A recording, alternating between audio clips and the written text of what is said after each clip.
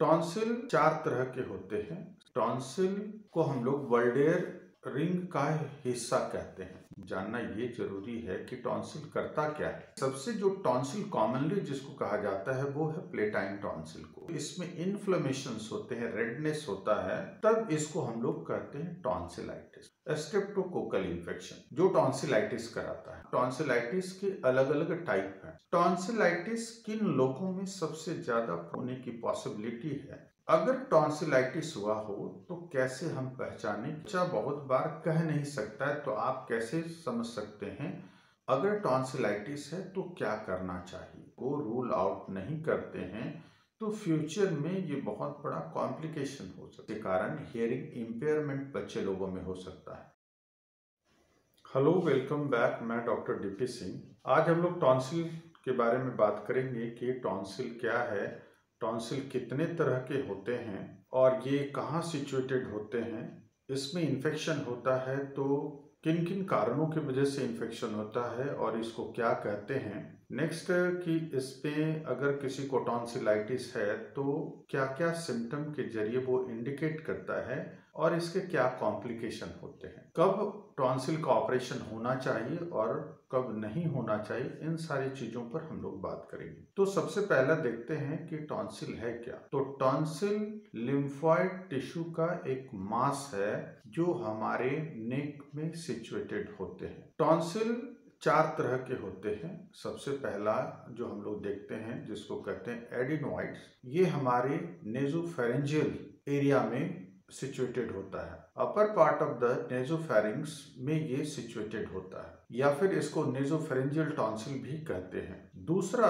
जो टॉन्सिल है उसके 2 सेट होते हैं जिसको कहते हैं tubal tonsil. Tubal tonsil nasopharynx में ही होता है, जहां पर स्टैच्यून ट्यूब की ओपनिंग होती है उसके जस्ट पीछे हिस्से पर ये लगा होता है। स्टैच्यून ट्यूब हमारे मिडिल ईयर से कनेक्टेड होता है। तीसरा जो टॉन्सिल होता है जिसको कहते हैं प्लेटाइन टॉन्सिल या इसको फॉसिल टॉन्सिल भी कहते हैं, ये हमारे थ्रोट के पिछले हिस्सा पर सिचुएटेड होते हैं।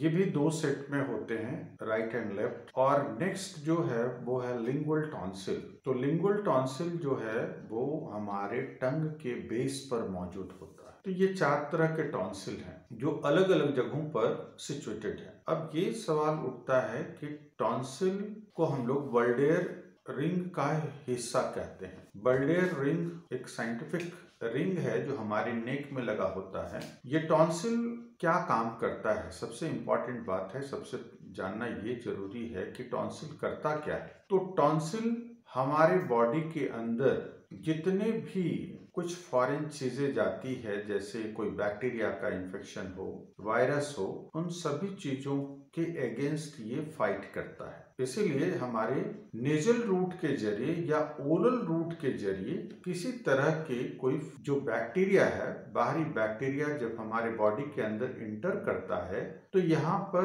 उसे फिल्टर करने का काम, उसे मारने का काम किया जाता है। इसीलिए हमारे नेक में इतने सारे लिम्फॉइड टिश्यू लगे हुए हैं, टॉन्सिल जिसको कहते हैं। लेकिन सबसे जो टॉन्सिल कॉमनली जिसको कहा जाता है वो है प्लेटाइन टॉन्सिल को ही कहते हैं। इसके अंदर क्या होता है जिसके कारण दिक्कत होती है? 2 जो टॉन्सिल हैं, जो हमने कहा, पहला एडिनोइड जिसको फेरेंजियल टॉन्सिल कहते हैं और दूसरा प्लेटाइन टॉन्सिल, इसमें इन्फेक्शन हो जाता है। इन्फेक्शन या तो बैक्टीरिया का हो या फिर वायरस का हो, और जब इन्फेक्शन होता है तो इसमें इन्फ्लेमेशंस होते हैं, रेडनेस होता है, तब इसको हम लोग कहते हैं टॉन्सिलाइटिस। जब बैक्टीरिया और वायरस का इन्फेक्शन के कारण टॉन्सिल में प्रॉब्लम हो जाए तो ये कहलाता है टॉन्सिलाइटिस। दूसरी बात ये कि वायरस के इन्फेक्शन, बहुत तरह के वायरस हैं जिसके कारण इन्फेक्शन हो सकता है, जिसमें एडिनो वायरस हैं, इन्फ्लुएंजा वायरस हैं, पारा इन्फ्लुएंजा वायरस हैं, कोरोना वायरस हैं, उसके बाद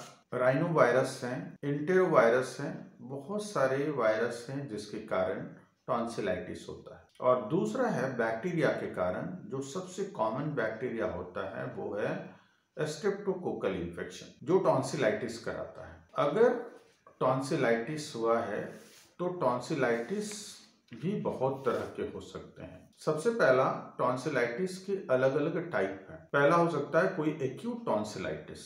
एक्यूट टॉन्सिलाइटिस जो 2-4-10 दिन में वो प्रॉब्लम ठीक हो जाए, सेटल कर जाए। इन्फेक्शन हुआ था, वायरस हो, बैक्टीरिया का, लेकिन धीरे धीरे वो फिर से रिटर्न टू द नॉर्मल। दूसरा जो इन्फेक्शन होता है जिसको कहते हैं क्रोनिक टॉन्सिलाइटिस। क्रोनिक टॉन्सिलाइटिस का मतलब ये कि इन्फेक्शन लंबे समय तक परसिस्ट कर रहा हो और ट्रीटमेंट के बाद से वो ठीक हो गया। और तीसरा हो सकता है रिकरेंट टॉन्सिलाइटिस।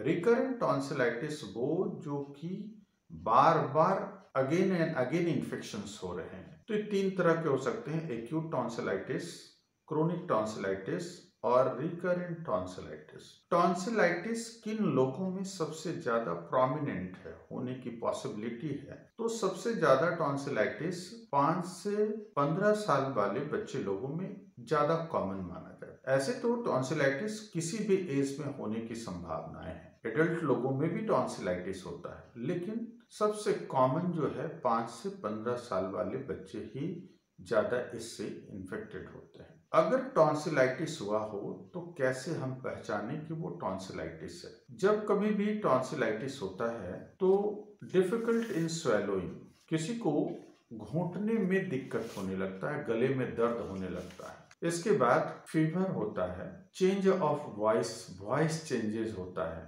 टॉन्सिल रेड हो जाता है, साइज में बड़ा हो जाता है, हाइपरट्रोफाइड्स हो जाते हैं टॉन्सिल। मुंह से बैड ब्रेथ होने लगता है, मुंह से जो ब्रेथ है, जो सांस है, वो गंदी सांस होते हैं, हेडेक होता है। तो ये इतने सारे लक्षण होने लगते हैं, लेकिन बच्चा बहुत बार कह नहीं सकता है। तो आप कैसे समझ सकते हैं? तो आप उसको देख सकते हैं गला में देख करके कि जो टॉन्सिल है, सबसे ज्यादा प्लेटाइन टॉन्सिल इन्वॉल्व होता है। प्लेटाइन टॉन्सिल या फिर हमने कहा है एडिनोइड्स, जिसको फेरेंजियल टॉन्सिल कहते हैं। जब आप लाइट से ओरल मुंह को खोलने के लिए बच्चे को कहेंगे तो आपको दोनों तरफ से पूरा रेड टॉन्सिल दिखाई देगा, जो साइज में बड़ा होगा। दूसरी बात कि सलाइवा ड्रिबल करेगा, उसके लार गिरेंगे। बच्चा को अगर 15 साल है वो बता सकता है, लेकिन छोटे बच्चे जो 5 साल है तो डिफिकल्ट होता है उनको कहने में, बताने में। तो आप देखेंगे कि लार बहुत चू रहा है, इसका मतलब कि घोटने में दिक्कत हो रहा है। उसके बाद फीवर होता है। तो ये सारी चीजें हैं जिससे हम लोग पता करते हैं कि ये टॉन्सिलाइटिस है। अब अगर टॉन्सिलाइटिस है तो क्या करना चाहिए? टॉन्सिलाइटिस अगर होता है तो सबसे पहला ये पता करना चाहिए कि वो टॉन्सिलाइटिस किस कारण से है, बैक्टीरियल इन्फेक्शन के कारण है या वायरल इन्फेक्शन के कारण है। तो कुछ इन्वेस्टिगेशन कराते हैं जिसमें हम लोग ये डिफरेंशिएट करते हैं कि बैक्टीरिया से है या फिर वायरस से है। तो पहला हम लोग सीबीसी कराते हैं।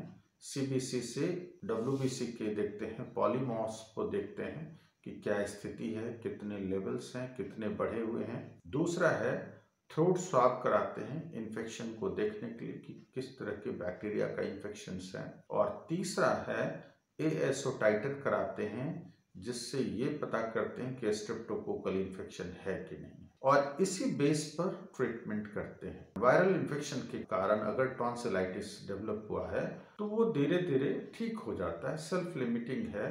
अधिक पानी पिलाना चाहिए और गार्गलिंग वगैरह कराना चाहिए, धीरे धीरे ठीक हो जाता है। लेकिन अगर वो इन्फेक्शंस बैक्टीरियल हैं तो यहाँ पर एंटीबायोटिक की जरूरत पड़ता है, जिसके कारण कि बैक्टीरिया का इन्फेक्शन कम हो सके। तो हमने कहा है स्ट्रेप्टोकोकल इन्फेक्शन, ये बहुत जरूरी होता है इसको रूल आउट करना। अगर आज आप स्ट्रेप्टोकोकल इन्फेक्शन को रूल आउट नहीं करते हैं तो फ्यूचर में ये बहुत बड़ा कॉम्प्लिकेशन हो सकता है। स्ट्रेप्टोकोकल इन्फेक्शन का हो सकता है कि रूमेटिक हार्ट डिजीज हो जाए या फिर ग्लूमेरुलोनेफ्राइटिस करा दी। रूमेटिक हार्ट डिजीज जब बच्चे लोगों में टॉन्सिल के इन्फेक्शन होते हैं तो इसके लंबे समय तक अगर ये रूल आउट नहीं हुआ और ये ट्रीटमेंट प्रॉपर नहीं हुआ है वो, तो इसके साइड इफेक्ट जो कॉम्प्लिकेशन है वो बाद में दिखता है। जब बड़ा होता है तो पता चला कि इसको हार्ट डिजीज है।